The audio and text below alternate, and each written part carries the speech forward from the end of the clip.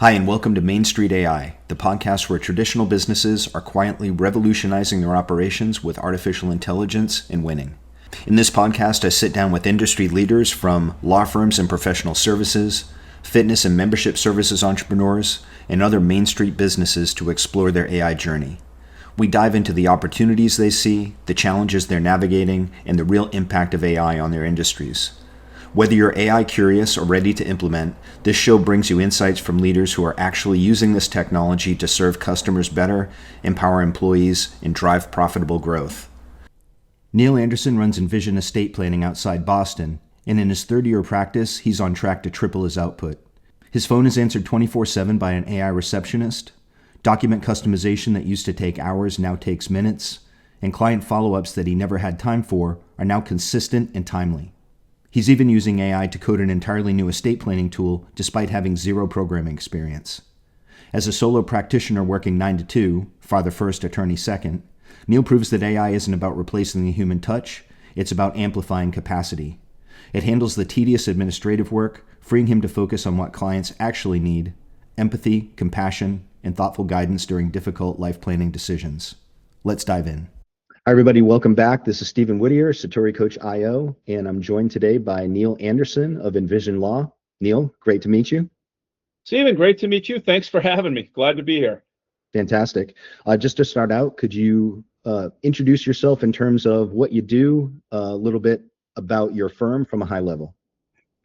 Sure. Well, my name's Neil Anderson. My firm is Envision Estate Planning. I am just a few miles outside of Boston, Massachusetts. After a long career spent in the nonprofit sector, I went to law school in my 40s, became an attorney, and quickly discovered, even though I'd never imagined this for myself, the value in estate planning and helping people plan for their lives and their afterlives and their legacies. And I opened my business just after COVID, after taking a leave of absence from my first firm, where I was much more of a general practitioner, after the loss of a dear friend who passed sadly without an estate plan, and it was a mess for the family. And that's what inspired me to get into this. And I'm now in my third year of business. Great. Excellent. That's interesting trajectory there, and obviously having something close to you to motivate you into going into a specialty. Is there anything that you see? I think this is an interesting perspective for people that are outside the legal industry that maybe is misunderstood or underestimated about the work being done in your space. The whole space of estate planning is misunderstood. Okay. And let's put this into context. Last I looked, more than 70% of Americans have no estate plan, and most people either do not plan, either due to a fear of planning. They somehow think that if I talk about death and tragedy and plan for these circumstances, that it's going to speed things up. Or the more popular misnomer is that I don't have an estate. I only own a small house. I only own a few items. I have a couple of cars. And the whole notion of an estate is the myth is that you have to be wealthy to have an estate and to do planning.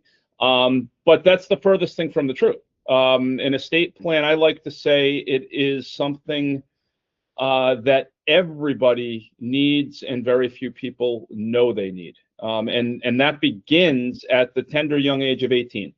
Yeah. Great.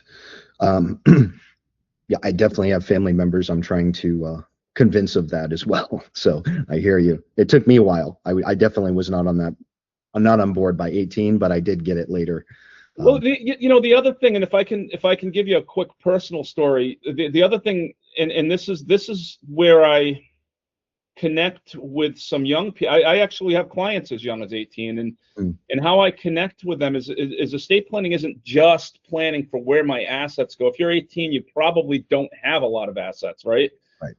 But it's planning for situations in your life where you might need help. It's not just planning for the afterlife, right? And so the example I always like to give with reference to this, and this is well before I knew what an estate plan was, but when I was in my 20s, I was a youth director at a YMCA. I loved my job. I was working 80 hours a week, just wanting to save the world. That was my mission in life, and enjoying every minute of it. But I failed to take care of myself. And so I was in my young 20s and I got really sick, sick to the point where I ended up in the hospital for a surgery. And I remember being scared for the very first time in my life as the now as an attorney, I look back, I'm like, this couldn't have been legal. But as they're, I can't say this word, and giving me anesthesia. I can never get this word out. But they're putting me down, right? And they're handing me a stack of papers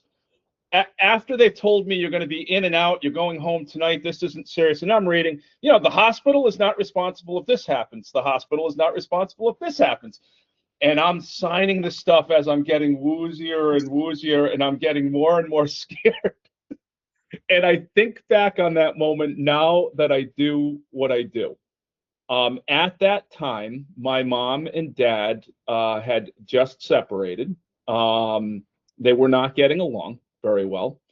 And they were the first calls I made. And this was before cell phones. So I got two different answering machines.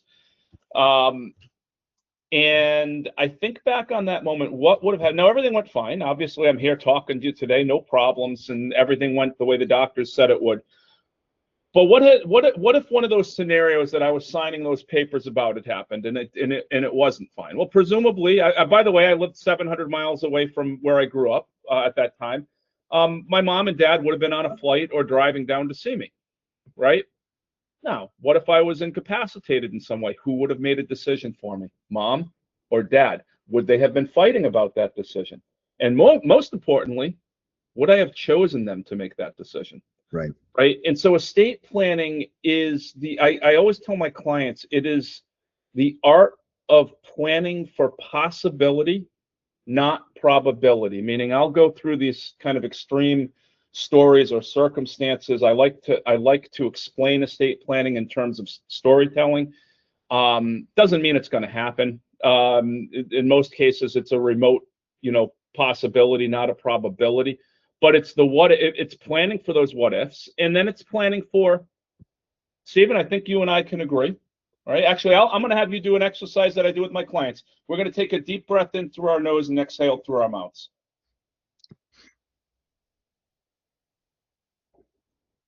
Stephen, would you agree with this statement? With every breath we take, we are trying to live our best lives. Yes. All right, let's do it one more time. Okay. Stephen, would you agree with this statement? With every breath we take, we're slowly dying. Yes.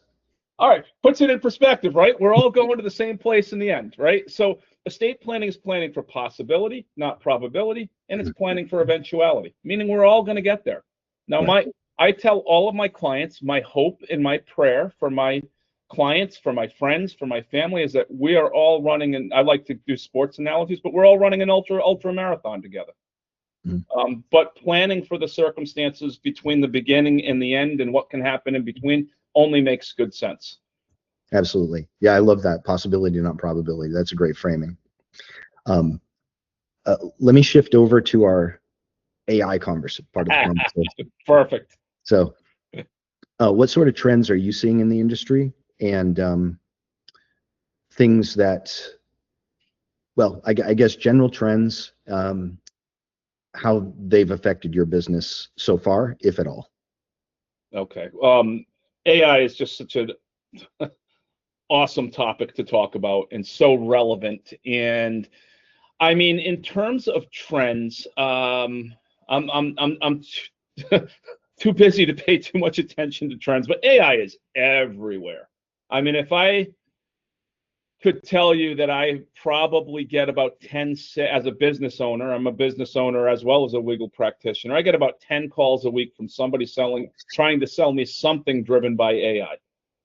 Okay, so it's here. It's AI is a valuable tool, and I've over the last year incorporated AI into almost every aspect of my practice, in both big and in small ways. Mhm. Can you talk a little bit more about that? How are you currently using it? Sure. Well, I can most recently. I'll give you the first way I'm using it right now. It's not the first way. This is my latest. I recently lost my paralegal. He went. I had a great paralegal. He went to work for a bigger firm for and to greener pastures. And it's left me with this gap. And one of the biggest gaps is my days are usually filled with meetings, and I don't get to answer my phone. Well, I know you talk to a lot of lawyers. If you're not a big firm and you don't have that phone being answered 24 hours a day, you have lost opportunity. Yes. All right. So, being a small firm and a growing firm, I can't. I mean, realistically, I cannot afford a 24-hour answering service. That gets very, very, very expensive. Yet I can't answer my phone all the time. So I now have an AI receptionist. And this is a AI and a human technology where the AI receptionist will take a message, or if somebody wants an appointment, they simply say appointment and they get transferred to a live agent who's connected with my calendar and can set somebody up with an appointment in real time. My phone is now answered within 3 rings, 24 hours a day, 7 days a week. Yes. And that's for the first time in 3 years that I've been able to do that. And because of leveraging AI, that has become more affordable to my practice. Mm-hmm. So there's one example. I'll give you a couple of others. I use AI for drafting support at this point. It's not uncommon for most scenarios to align. So drafts can be very, very similar, one revocable trust to another, one will to another. But every single estate plan is an individual plan. And every single client has things that they want to accomplish. And in a lot of cases, documents need to be customized. Customizing documents probably takes me more time than any other thing I do. It's legal writing, it's stylistic. I use a drafting software that does a good job with about 90% of the planning, but the other 10% is up to me. I now use AI using a series of prompts, and I think you probably know AI is only as good as you can get it to be, right? So, but I can now upload a document and prompt it to write customizations for me in the style and tone of the original legal document and suggest, the following customizations. Now, it has cut that writing time down probably by 2/3. Does it eliminate it? No. I still have to check on what the AI has done. Right. I still have to make sure that it is accurate. I still have to make sure it reflects the tone and the style of how I want things written. But it does a pretty darn good job. And it's literally cut that process down. I now use AI to help me draft my follow-ups to my prospects and leads who might come in for a consult. And I will take AI generated notes, because a lot of what I do, not everything, I do a mix of in-person business with what we're doing, talking on a technology driven medium. And I'll take my AI driven notes and then prompt it to write a warm and clear follow up with all of the action steps and all of the things that we outlined in a meeting. Again, not only has that cut my time down, but that was something I didn't always do. I have a lot of lost opportunities because my work day, I'm also a father first and foremost, so I go pick my son up after school. My work day is usually from 9 to 2, right? And so if I have 3 meetings in the course of that work day, there's not a lot of time for that administrative follow-up. And Yeah. again, I've had a couple of assistants, but in and out. This allows me to be a lot more consistent with the micro tasks that really go a long way towards closing clients on what we've talked about. So that's just a couple of examples. There's some other ways I use it to do charts and visualizations, and I guess at some point in our conversation I'll talk about something I'm working on, but I'm going to hold back on it. But Okay. I'm leveraging AI to create a new estate planning tool. Okay, great. Excellent. Is there anything that is on the horizon that you're particularly excited about in terms of where you see the use of AI in the legal sphere going? All of it in a certain respect.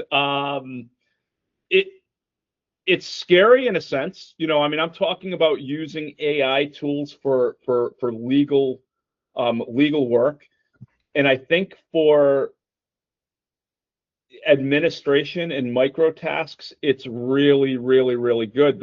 At the rate that AI is going, though, one of the fears, of course, is that it's going to replace replace the need for any of us in any job. But I think where I draw the line with that is AI cannot offer the compassion, the empathy, the human intuition, the kind of some of the other things that you need, whatever the profession is, whether it's legal, whether it's medical, whatever the profession is, you still need the human element to make the AI work. But I am very excited about all of the possibilities, and for a solo practitioner, I think it's really, really exciting because it's going to allow me to have more of a capacity to serve more people and to grow my practice, I think, more efficiently and effectively, while also better serving clients.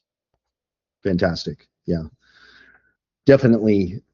I definitely agree. This seems to be a common thread with the fear of how much AI is going to replace what it is that everybody does, professionally speaking, but there is that human element that seems to be irreducible. I don't think that AI is going to reach that point anytime soon where we have truly replaced that. And I don't know that it ever does. And let me give you a more concrete example. AI is not so. Most of the time my work's pretty happy work, right? I am doing planning with people who, by the time they've called me, they've made up their mind that they want to do a plan. They might not know who they want to do their planning with, but the fact that they've called my office means that they're thinking about it, right? Mm-hmm. And in most cases, I'm getting people who are a pretty good place in their life, but not always. I had a call a couple of years ago from somebody who needed a power of attorney because their parents had been hit by a drunk driver, and one of them was had passed, and one of them was terribly. Mm-hmm. And now, can AI take the facts of that situation and probably come up with some ideas and some strategies for that family?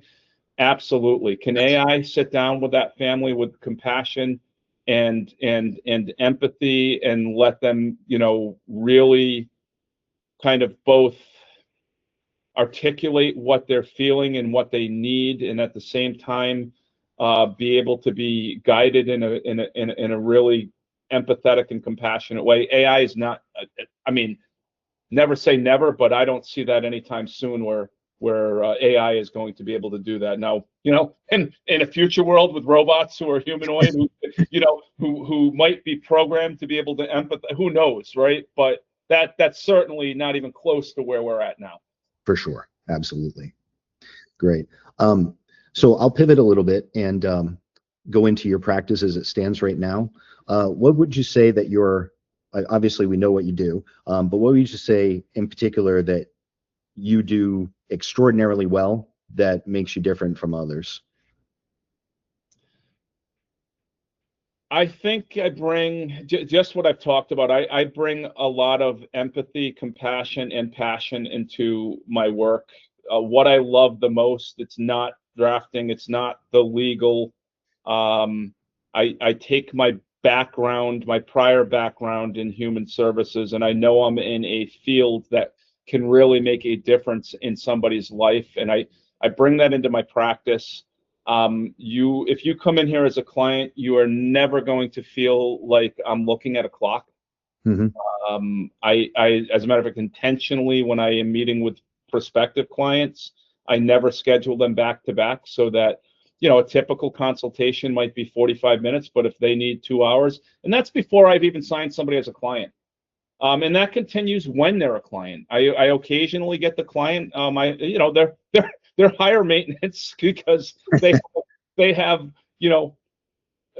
they want to read, for instance, read their documents in full, which is their right. And I had a guy who was he was a contract specialist. So if an I wasn't dotted, or if there was something, language wise, like it wasn't just a matter of customizing the plan. It was nitpicking every single line of the plan. And that client took, triple the time that my average client does. In other words, as a business, now I'm looking at it from a business owner's lens, I lost money badly, but I did it because I believe I owe that level of care to my clients. When you entrust me with doing your planning, or if you entrust my firm with doing your planning, I think I owe everybody the same amount of warmth, and you can't just say I don't put you on a clock and then not mean it. So I give that to everybody. Fortunately, I don't get a lot of the clients I just described, but they do come. And you know what? Once I've signed you as a client, that's my commitment to you. Fantastic. Now, in terms of growth, I know you're 3 years into your own practice. What stage of growth would you say that you're in right now, sort of in the greater scheme, in terms of, size of your business, and where are you looking to get within the next 12 months? Oh, well, I'll be dead honest, still spinning my wheels a little after 3 years. It's funny, I had spoken to a colleague in Illinois who told me it wasn't until year 3 that they really started to see their business grow. And there's been some truth to that. I'm on pace to triple my output. By the end of this year, I'll have tripled my output from last year. But now I have a capacity problem, meaning I have a hard time delivering on what I just talked about, what makes me different. Yes. With the more clients that come in, the harder it becomes to do.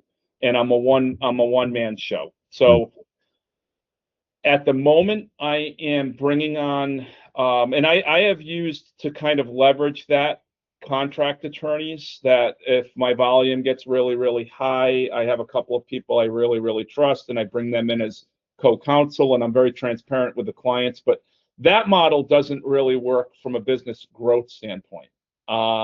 It can only get you so far. So I am in the process right now of onboarding an attorney. So we'll be a 2-attorney firm, which will increase the capacity. And my hope, because the attorney in Illinois was absolutely right in that my phone, I used to wait for my phone to ring, and now it rings pretty steadily because I have a track record.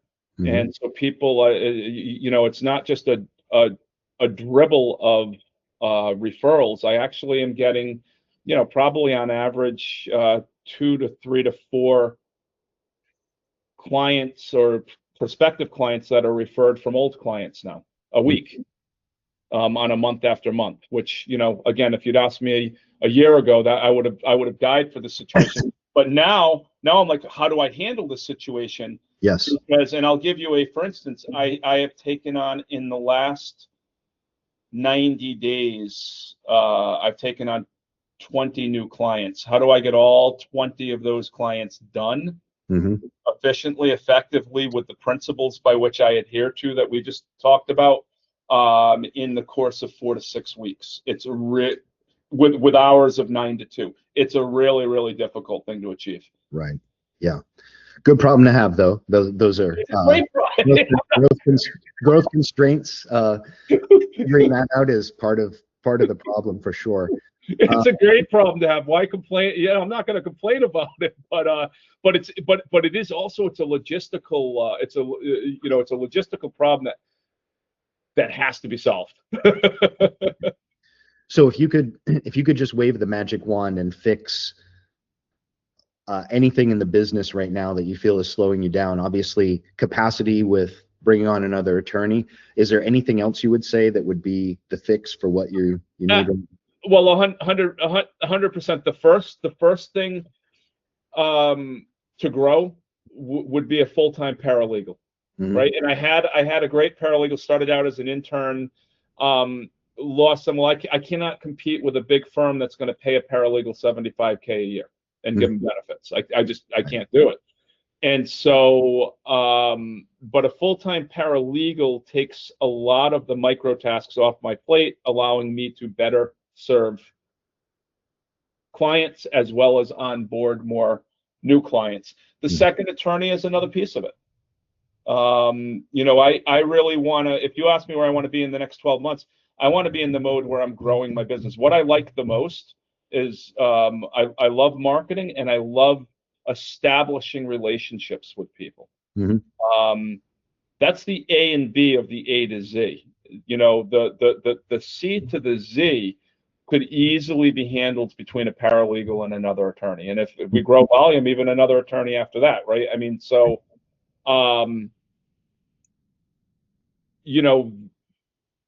in my opinion, I know what the business needs. And of course, the augmented stuff that we're talking about, because I think AI has the power to, and in some ways, make my business more efficient, as well as increase the capacity of what I'm able to do.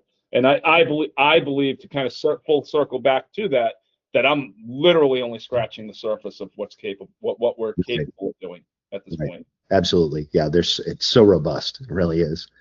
You mentioned marketing too. So based on the number of referrals you're getting, I'm guessing that you don't really need to do any marketing, or are you actually doing? Well, I do. I haven't been marketing for some time, because I've hit that inflection point. I'm like, I need to slow it down a little bit, just on what's been coming in over the last few months. But I've had months where my phone hasn't rang at all. You know what I mean? And so I think there always has to be some level of marketing. I haven't had a lot of time to focus on marketing. I was doing Google local service ads for a period of time.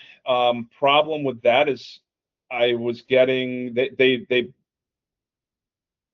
local service ads groups estate planning with trust administration and probate. And I do a little bit of probate, but I don't advertise that I do it. I am an estate planning firm. I will do a probate. Stephen, if you were my client and you lost a loved one and you said, can you handle this probate for me? Sure. Right. But I'm not advertising that I do probate. So the problem with any model outside third party model I've used for marketing is that I'm not getting the calls that I want to get. Yeah, gotcha. And then that takes time and energy, because I'm still giving a consult to get the wrong person, and then I'm either taking somebody on that's in an area of law that I do but don't have a lot of time to it creates a mess. So you'd asked me about the next 12 months. One of the things I really would like to figure out is how to do more streamlined marketing that brings in only the clients that I would like to have be a part of my practice. Gotcha. Fantastic. Great. So that's a lot of excellent information. And, it's funny because usually where I wrap everything is I bring it from the professional to the personal, and ask people about, what's their big why, what gets them out of bed in the morning, is their purpose that would extend beyond just what your your growth targets are for the business. You've already spoken quite a bit to that, but I'll just ask you anyway. So maybe fill that in. Aside from trying to do the best for your clients, what is your big driving purpose behind what you do? Woo!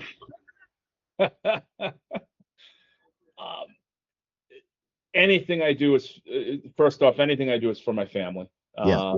Right. I am trying to build a practice that I hope to build up over the years that will, give my family, comfort and financial security. We're not there yet, but that's obviously one driving factor is my son, my wife, my family.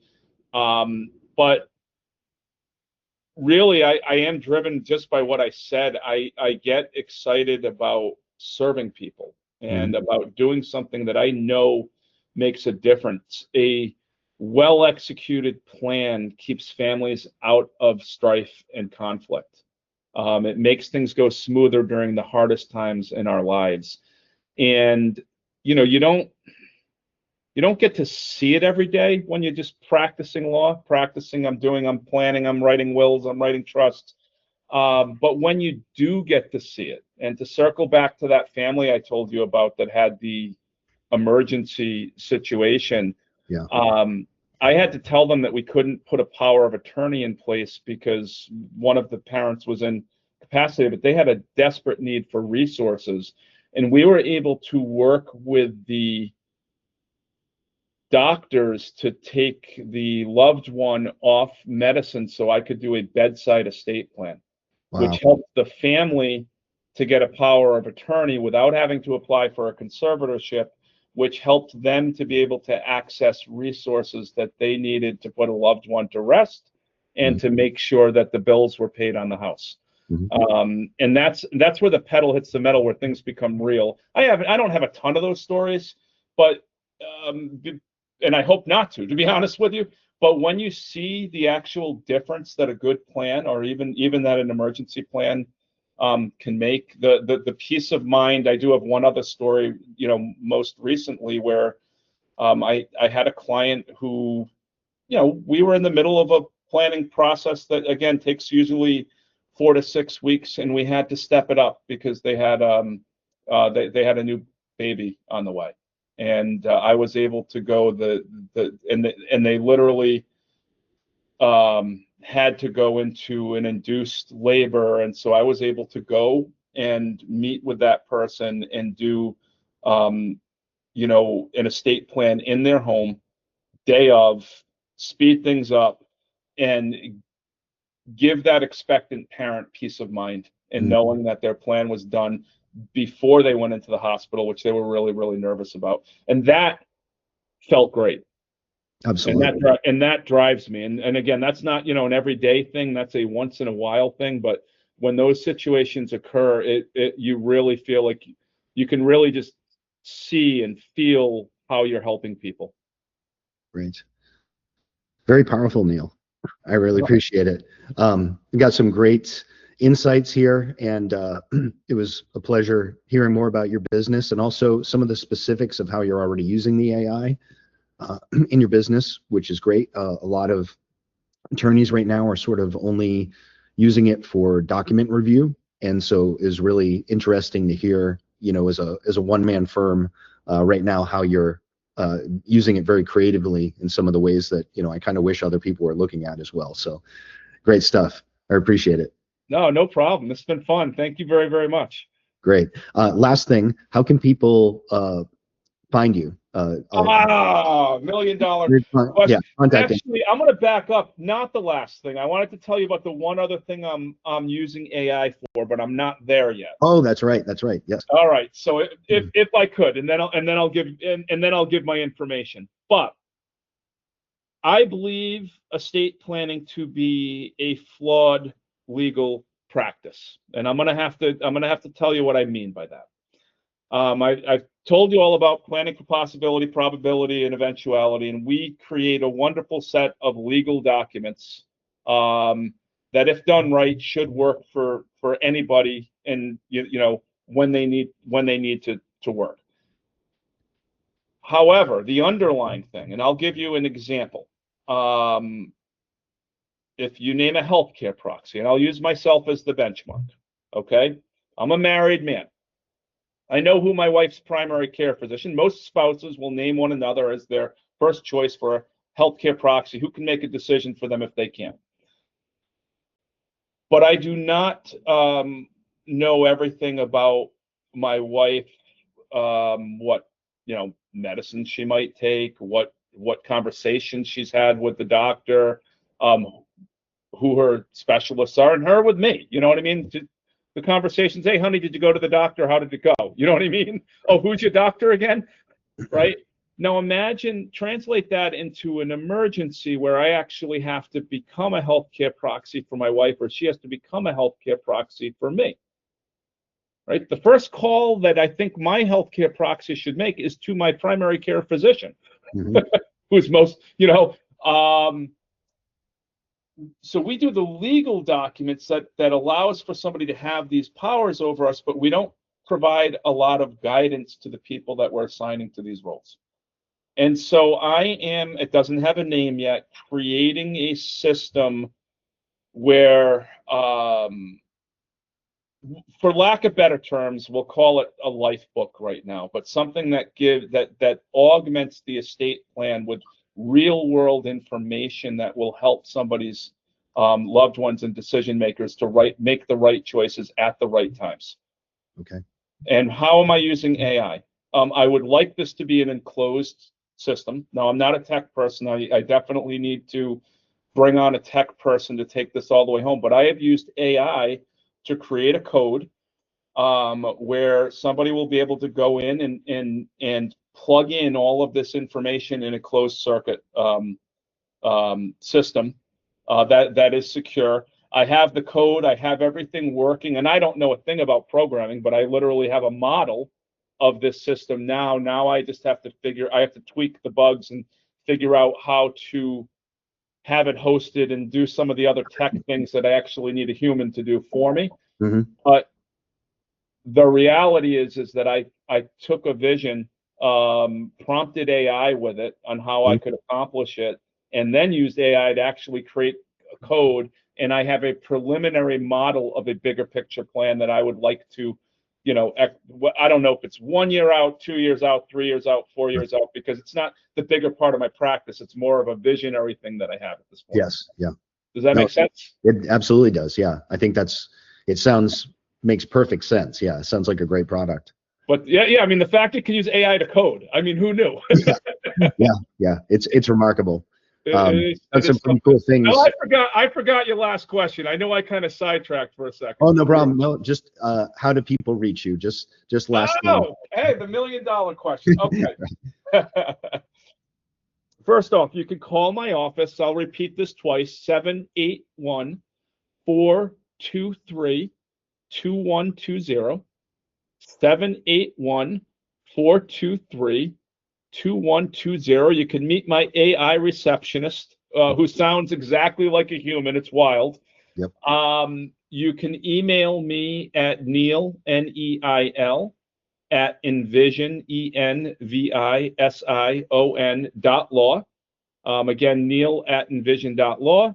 Or you can visit my website, which is getting a complete overhaul and redesign in the next couple of months, but it's www.envision.law. www.envision.law. Fantastic. All right. Well, thanks so much. Appreciate it. Oh, this has been fun. No, I appreciate it. Thank you so much, Stephen. It's been great being here. Okay. Great. Take care. All right, you too.